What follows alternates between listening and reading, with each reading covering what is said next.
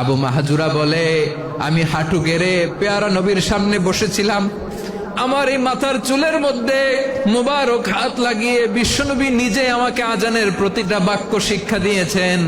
বিশ্বনবীর মুবারক হাত, পবিত্র হাত আমার মাথার চুলের যেই জায়গায় লেগেছে, আমি চাই ওই চুলগুলা নিয়ে আমি আমার কবরের ভিতরে যাব। সাইয়েদনা আবু মাহজুরা রাদিয়াল্লাহু তাআলা আনহু ইন্তেকালের আগের পর্যন্ত মাথার সামনের চুলগুলা কাটে নাই। অষ্টম হিজরি। কত হিজরি? সবাই বলেন না একটু, কত হিজরি? অষ্টম হিজরিতে হুনাইনের যুদ্ধে রাসূল সাল্লাল্লাহু আলাইহি ওয়াসাল্লাম ফিরে আসতেছেন মদিনায়।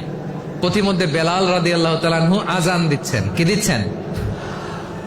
তো পাশে ছিল মুশরিকদের একটা পল্লী, কিছু মুশরিক তরুণ, কিছু অমুসলিম কিশোর, তারা আজানকে ব্যঙ্গ করতেছে। আমাদের বাংলায় মুখ ভেঙ্গানো বলে আর কি। বেলাল রাদিয়াল্লাহু তাআলা আনহু আজান দিচ্ছেন, ওই বাচ্চাগুলো মুশরিক, তো ওরা আজানকে ব্যঙ্গ করতেছে, বিকৃতি করে ওরাও আজান দিচ্ছে। উদ্দেশ্য হচ্ছে আজানকে নিয়ে ঠাট্টা করা। উদ্দেশ্য কি? ঠাট্টা করা। ব্যাপারটা মনে কষ্ট পাওয়ার মতো ব্যাপার না? কিন্তু বিশ্বনবী ওইখানে দেখেন কি খুঁজলেন। বিশ্বনবী খেয়াল করলেন অমুসলিম কিশোরদের মধ্য থেকে একটা কিশোরের গলাটা বড় দরাজ গলা, কণ্ঠটা বড় সুন্দর। খেয়াল করে দেখলেন যে কিছু কিশোর বেলালের আজানকে ব্যঙ্গ করে, বিকৃতি করে, কিন্তু একজনের কণ্ঠ দেখতে পাচ্ছেন না এত দূরে, কিন্তু কণ্ঠটা বড় সুন্দর, দরাজ গলা। বিশ্বনবী সাহাবীদেরকে বললেন, ধরো এগুলারে, ধরো। সবগুলারে ধরে বিশ্বনবী সামনে আনা হলো। ওরা হাঁটু গেড়ে বসলো। বিশ্বনবী বললেন, তোমাদের মধ্যে কে যেন ব্যঙ্গ করে আজান দিচ্ছিল, তার গলাটা বড় উঁচু, গলার বেসটা বড় মজবুত, মেলোডিয়াস, সুমধুর কণ্ঠ। কে? আবু মাহজুরা বলে, আমার বন্ধুরা সবাই আমার দিকে আঙ্গুল দেখায়, আমি পড়ে গেছি বিপদে। রাসূল সাল্লাল্লাহু আলাইহি ওয়াসাল্লাম বাকি অমুসলিম তরুণদেরকে ছেড়ে দিলেন, বললেন তোমরা যাও। এবার আবু মাহজুরারে পাইছে। আবু মাহজুরার চুলের মধ্যে হাত দিলেন বিশ্বনবী, মাথায় হাত দিয়ে বললেন, এবার আজান দাও দেখি। আবু মাহজুরা বলে, আমি তো আজান দিতে জানি না, কারণ আমি তো বেলালেরটা শুইনা দিছি, আমার তো মুখস্থ নাই, আমি তো আজান দিতে জানি না। বিশ্বনবী বললেন, জানো না? তাহলে আসো, আমি তোমারে শিখাই দেই। সুবহানাল্লাহ পড়েন। আবু মাহজুরা হাঁটু গেড়ে বসে, বিশ্বনবীর মোবারক হাত আবু মাহজুরার চুলের মধ্যে। বিশ্বনবী আজানের মুআল্লিম আবু মাহজুরাকে বলতেছে, ঠিক আছে তোমারে শিখাই দিচ্ছি, আমি যা যা বলবো আমার সাথে সাথে বলো, পারবা? আবু মাহজুরা বলে, পারবো। বিশ্বনবী আজান দিচ্ছেন, মাথায় হাত দিয়ে আল্লাহু আকবার,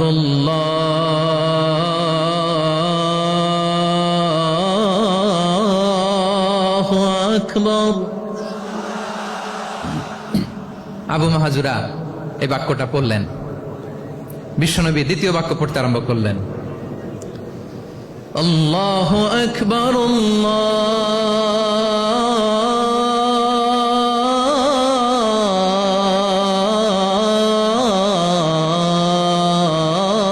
আল্লাহু আকবার। আবু মাহজুরা এই বাক্যটা বললেন। বিশ্বনবী আবু মাহজুরার মাথার মধ্যে হাত দিয়ে তৃতীয় বাক্য পড়লেন, আশহাদু আল্লা ইলাহা ইল্লাল্লাহ,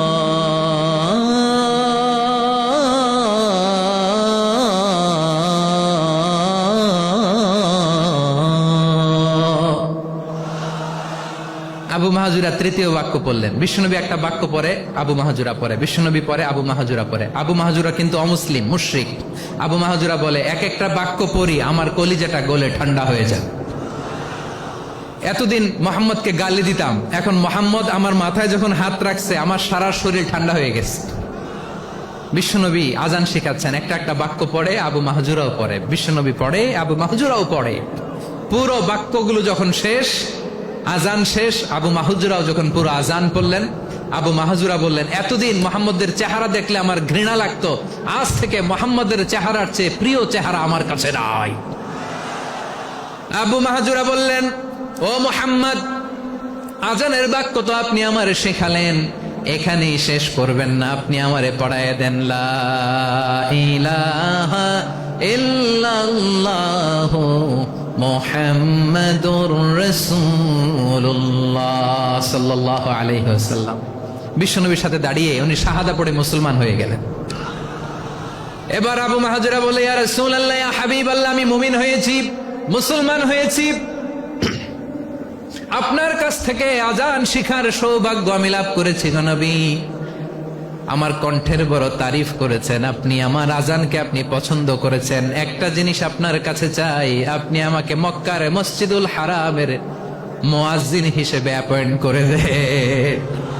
বিষ্ণু ঈসা ইসলাম বললেন, যাও আবু মাহজুরা, আমি তোমাকে পৃথিবীর শ্রেষ্ঠতম মসজিদ মক্কার মসজিদুল হারামের মুয়াজ্জিন হিসেবে অ্যাপয়েন্ট করে দিলাম। দেখছেন কিভাবে ট্যালেন্ট হান্টিং করতে হয়, কিভাবে হিউম্যান রিসোর্স মানব সম্পদকে ব্যবহার করতে হয়। আসছিল আজানকে ভেঙাইতে, আসছিল কেন? আজানকে ব্যঙ্গ করার জন্য, বিকৃত করার জন্য। আজানকে বিকৃত করতে যে ইসলামের সবচেয়ে শ্রেষ্ঠ মসজিদের মুয়াজ্জিন হয়ে গেল। পড়েন সুবহানাল্লাহ। হযরত আবু মাহজুরা রাদিয়াল্লাহু তাআলা আনহু ওনার এই সুললিত কণ্ঠ ব্যবহার করে মসজিদুল হারামে এত সুন্দর করে আল্লাহু আকবার বলে আজান দিতেন, মানুষগুলোর, মুসল্লিগুলোর, মক্কাবাসীর হৃদয়কে তিনি বিগলিত করে দিতেন। মানুষের হৃদয়কে ঠান্ডা হয়ে যেত। শুধু এখানেই শেষ না আমার যশোরের ভাইয়েরা, বিশ্বনবী যখন সাইয়েদনা আবু মাহজুরা রাদিয়াল্লাহু তাআলা আনহুকে আজান শিখাচ্ছিলেন, বলেন তো বিশ্বনবীর হাতটা কোথায় ছিল? আবু মাহজুরার মাথার সামনে, এই চুলের উপরে ছিল। আবু মাহজুরা ওই স্মৃতিটাকে ধারণ করবার জন্য, ওই স্মৃতিকে বহন করার জন্য বিশ্বনবীর মোবারক হাত আবু মাহজুরার কপালের চুলের যেই জায়গায় লেগেছে, মৃত্যুর আগের দিন পর্যন্ত আবু মাহজুরা মাথার ওই চুলে কোনোদিন ছুরি আর কামার লাগায় নাই, সেখানে কেচি লাগায় নাই, চুলের মধ্যে খুর লাগায় নাই। আবু মাহজুরা ডান দিকের চুল কাটতো, বাম দিকের চুল কাটতো, পেছনের চুল কাটতো, সামনের চুল কাটতো না।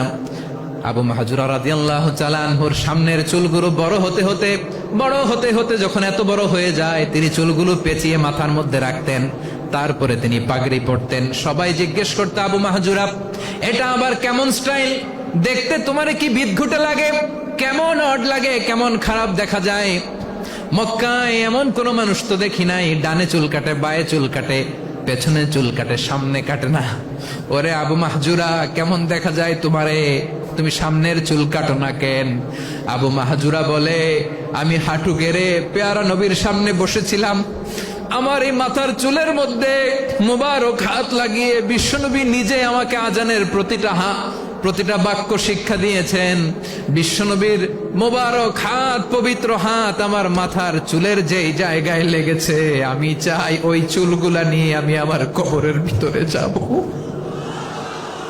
সাইয়েদনা আবু মাহজুরা রাদিয়াল্লাহু তাআলা আনহু ইন্তেকালের আগের পর্যন্ত মাথার সামনের চুলগুলা কাটে নাই। মাথার সামনের চুল তিনি কাটেন নাই। সুবহানাল্লাহ বিহামদি। কেমন ভালোবাসতেন বিশ্বনবী সাহাবীদেরকে, সাহাবারা কেমন ভালোবাসতেন বিশ্বনবীকে। সামনের চুলগুলো বড় হতে হতে এত বড় ছিল, পেঁচিয়ে রেখে পাগড়ি পরতেন, কাটতেন না। নবীর হাত লেগেছিল। সুবহানাল্লাহ পড়েন। তাহলে what is the lesson? Moral of the story কি? মোরাল অফ দ্য স্টোরি হচ্ছে, আসছিল আজানকে ব্যঙ্গ করার জন্য, বিকৃত করার জন্য, হয়ে গেল মসজিদুল হারামের মুয়াজ্জিন। দেখেন বিশ্বনবী একটা খারাপ সিচুয়েশনের মধ্যে থেকে কি ভালো জিনিস বের করে আনলেন।